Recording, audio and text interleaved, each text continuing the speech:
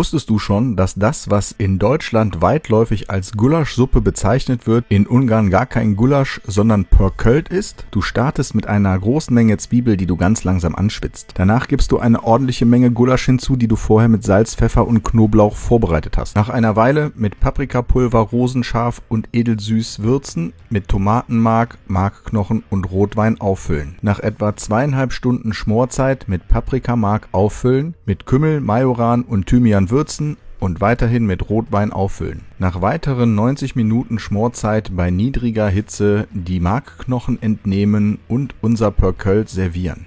Wer möchte, füllt sich das in eine kleine Schale und gibt optional noch einen Klecks Creme Fraiche obendrauf. Ist aber kein Muss. Probiert's mal aus, es lohnt sich.